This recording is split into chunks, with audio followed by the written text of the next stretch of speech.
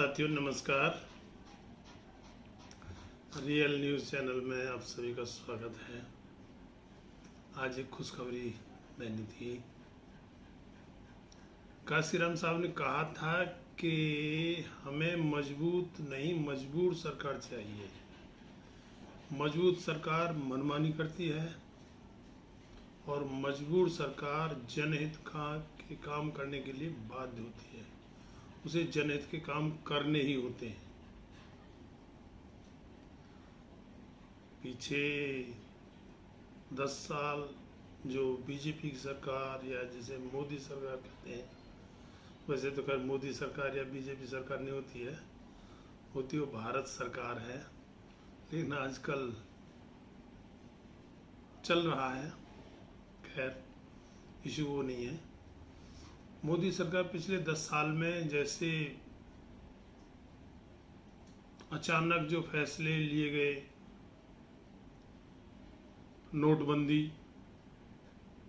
जिसका कोई मतलब नहीं, कोई फायदा नहीं। अगर ये सरकार इतनी मजबूत नहीं होती तो नोटबंदी जैसे किसानों के 3 काले कानून और पता न कई ऐसे कानून बने जो मनमानी के थे। अब 2024 का लोकसभा इलेक्शन आया, तब तक मोदी जी कॉन्फिडेंट थे और उन्हें जनहित के मामले में कुछ सोचने की ज़रूरत ही नहीं थी। बस जो करना है वो मनमानी करनी है। लेकिन लोकसभा इलेक्शन 7 फेज में हुआ। पहले फेज में मोदी जी को लगा थोड़ा सा झटका, दूसरे में और फिर तीसरे फेज में तो आते आते मोदी जी का कॉन्फिडेंस डोल गया।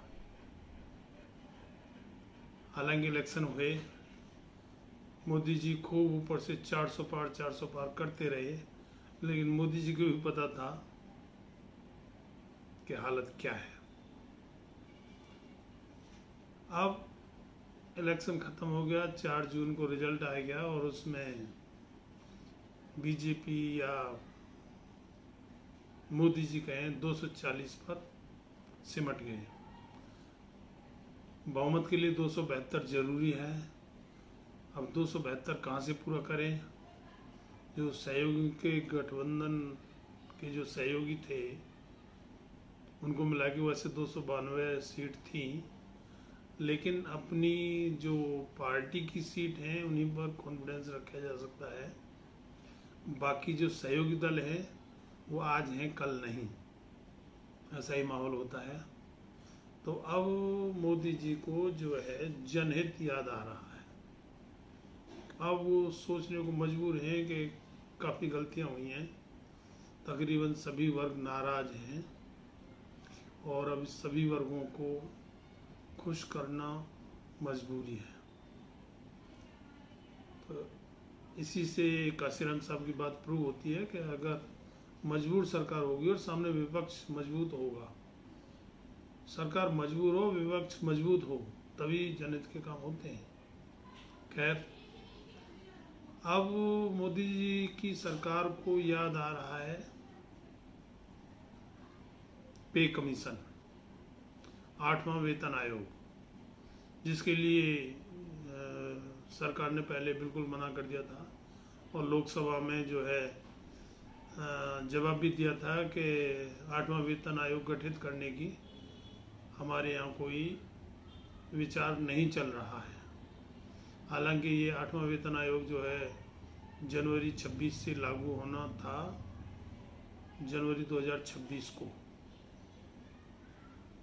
और उसके लिए 2023 में उसका गठन होना जरूरी था, जिससे कि उनकी कमेटियाँ बनती हैं और कमेटियाँ जा के सभी कर्मचारियों से राय लेती हैं और उसके बाद में जो है वो अपनी रिपोर्ट सरकार को सिफारिश भेजती है। उन पर जो है पे कमीशन लागू होता है। तो उसके लिए टाइम चाहिए होता है। अब वो टाइम ज़्यादा नहीं बचा है, सिर्फ 18 महीने हैं। तो सरकार जो है गठन की तैयारी में लग गई है। अपने एक वर्तमान पत्रिका ने इसकी खबर छापी है। और अभी जो 1 महीने बाद में वित्त मंत्री निर्मला सीतारमण जो है अंतरिम बजट पेश करेंगी, हो सकता है उसमें उसकी पे कमीशन की कवायद हो, और वरना इसकी घोषणा जो है अगला जो आम बजट होगा फरवरी 2025 में, उसी में उसकी घोषणा हो पाएगी और होगी।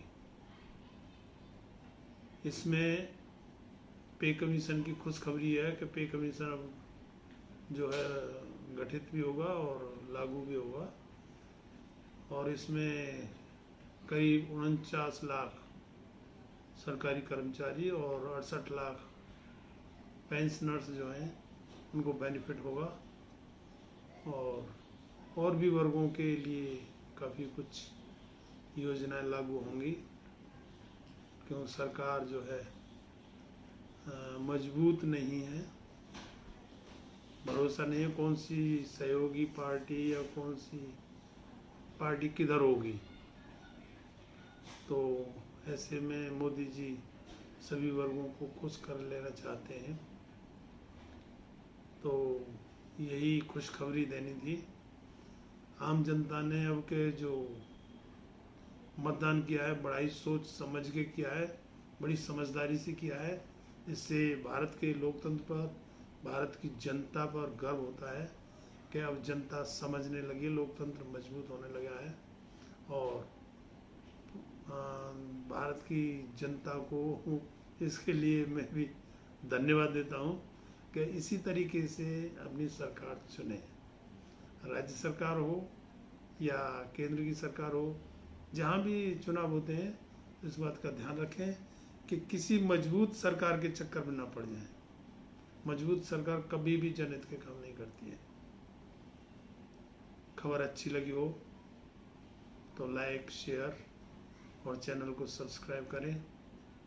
यही खुशखबरी देनी थी, और काशीराम साहब ने जो कहा था वो आज भी प्रूव हो रहा है, और ये आम बात है। धन्यवाद।